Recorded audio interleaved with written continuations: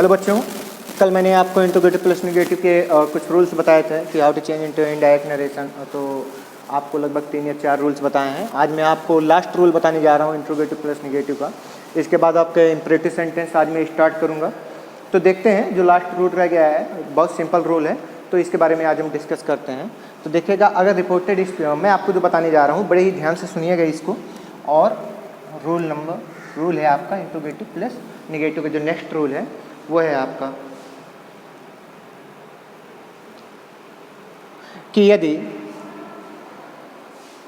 Reported speech में statement का answer अर्थात अगर वो इंट्रोगेटिव में है और उसका आंसर यस और नो में दिया जाता है तो क्या करते हैं, तो उसको निम्न प्रकार से इनडायरेक्ट नरेशन में चेंज करते हैं। तो देखिएगा, इसमें लिख लीजिए रूल में कि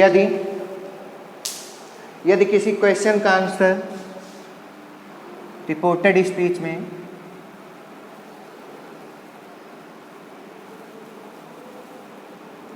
यदि किसी क्वेश्चन का आंसर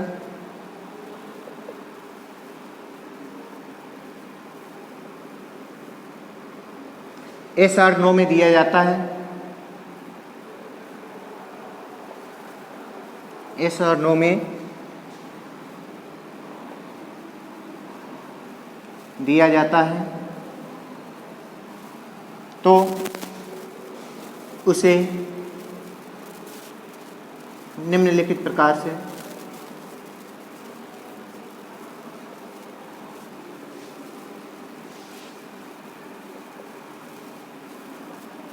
इनडायरेक्ट नरेशन में, इनडायरेक्ट स्पीच में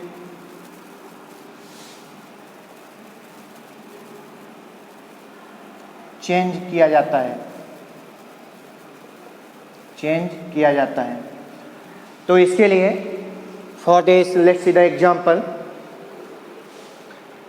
है आपका, he said to me did you write letter, he said to me,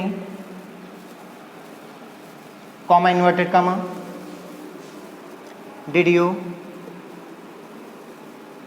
write me a letter, question mark, okay. I said yes, question mark. I said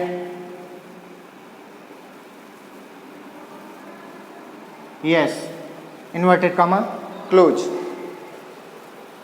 I said yes and inverted comma, close. अभी देखिएगा क्या है, he said to me did you write me a letter, I said yes. तो जैसा अभी मैंने आपको अभी ये रूल बताया कि रिपोर्टेड स्पीच में यदि किसी क्वेश्चन का आंसर, क्वेश्चन क्या है आपका यहाँ पर, did you write me a letter, this is a question, है ना। अगर हम इसका आंसर यस और नो में देते हैं, हमने यहाँ पर क्या आंसर दिया, आई सेड यस, मैंने इसका आंसर यस में दिया, तो हम इसको इनडायरेक्ट नरेशन में किस प्रकार से चेंज करते हैं, तो देखिएगा, change into indirect narration, he said to change into asked, तो ये हो जाएगा आपका he asked me, comma inverted comma को हटा करके, चूंकि ये क्या है आपका ऑक्सिलरी वर्ब से शुरू हुआ है, तो हम क्या करेंगे, कॉमा इन्वर्टेड कॉमा को हटा करके हम इफ और वेदर का यूज करते हैं। तो यहाँ पर हो जाएगा इफ और weather, okay.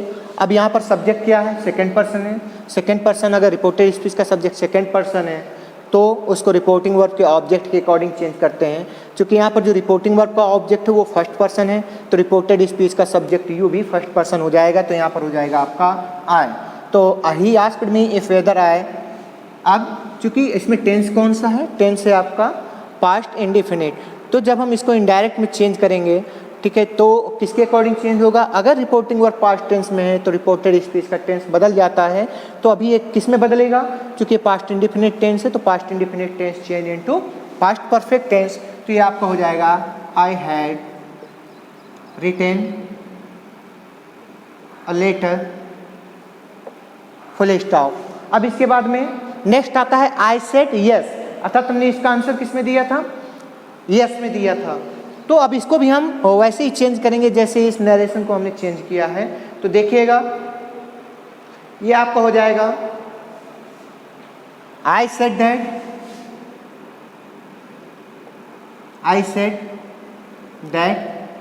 I had, okay, full stop. तो इस प्रकार से हम इसको इनडायरेक्ट नरेशन में चेंज करते हैं। अगर क्वेश्चन का आंसर यस में दिया है, अगर नो में दिया है तो सेम प्रोसेस इसमें फॉलो करते हैं, ओके। या इसी सेंटेंस को हम ऐसे भी लिख सकते हैं, ही आस्क्ड, चूंकि हम क्या दे रहे हैं, हम इसका उत्तर दे रहे हैं, तो हम यहाँ पर सेट की जगह हम रिप्लाई भी कर सकते हैं। तो देखिएगा, he asked me if whether I had written a letter, please stop, I replied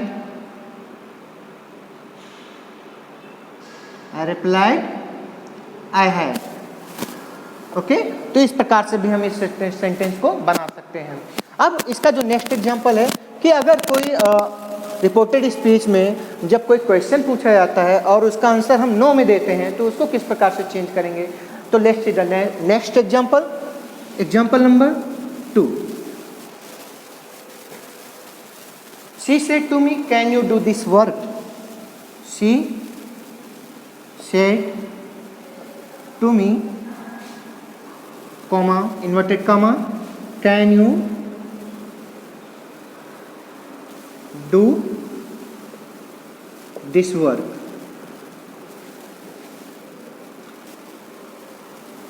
question mark. इसके बाद आता है आपका आई सेड नो,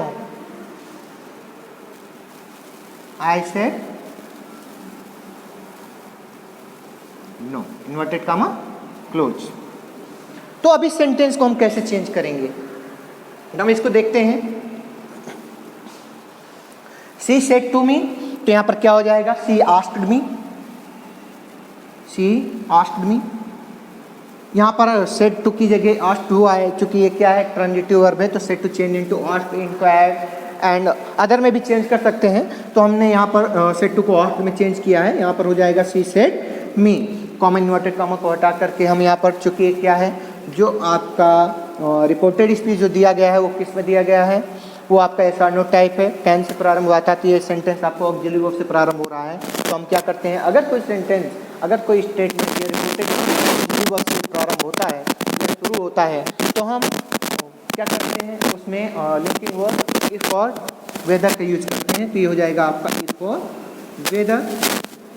अब चूंकि क्या करेंगे, चूंकि ये ऑक्सिलरी वर्ब से शुरू हुआ है, तो मैंने आपको बताया था इंट्रोगेटिव सेंटेंस में स्टेटमेंट को हम या रिपोर्टेड स्पीच को असर्टिव सेंटेंस में चेंज कर देते हैं, इंट्रोगेटिव को असर्टिव में चेंज करते हैं। तो ये आपका हो जाएगा, चूंकि अब जब असर्टिव में चेंज करेंगे तो बात आती है रिपोर्टेड स्पीच के सब्जेक्ट की। तो सब्जेक्ट चूंकि यहाँ पर क्या है, सब्जेक्ट आपका सेकंड पर्सन है, तो रिपोर्टिंग वर्ब के ऑब्जेक्ट के अकॉर्डिंग चेंज होगा। रिपोर्टिंग वर्ब का ऑब्जेक्ट यहाँ पर फर्स्ट पर्सन है, तो ये भी क्या हो जाएगा आपका फर्स्ट पर्सन हो जाएगा, तो यहाँ पर हो जाएगा आई। अब कैन चेंज इनटू कुड, चूंकि रिपोर्टिंग वर्ब किसमें है, पास्ट में है, तो रिपोर्टेड स्पीच का टेंस भी चेंज होगा, तो कैन चेंज इनटू कुड, तो यहाँ पर हो जाएगा I could do this change into that, I could do that work. Question mark को हटा देते हैं, फुल स्टॉप का यूज करते हैं। अब जब हम इसको चेंज करेंगे तो सेम प्रोसेस है, जैसे ऊपर आपको बताया गया है, यस दिया है तो कैसे चेंज करते हैं, तो नो दिया है तो चाहे हम यहाँ पर आई सेड भी कर सकते हैं, आई रिप्लाइड भी कर सकते हैं, दोनों चीज़ें लिख सकते हैं, आई सेड और रिप्लाइड, किसी एक को आप अप्लाई कर सकते हो इसमें। रिप्लाइड कॉमा इन्वर्टेड कॉमा हटा करके हम दैट का यूज करते हैं, यहाँ पर हो जाएगा I said that, I said that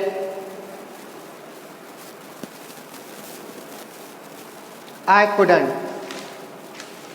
I said that I couldn't. I couldn't.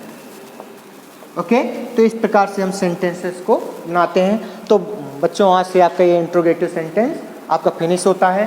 अब जो नेक्स्ट टॉपिक आपका आता है वो है आपका इम्परेटिव सेंटेंस।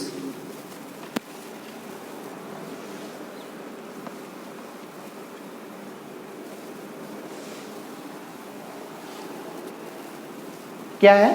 इम्परेटिव सेंटेंस है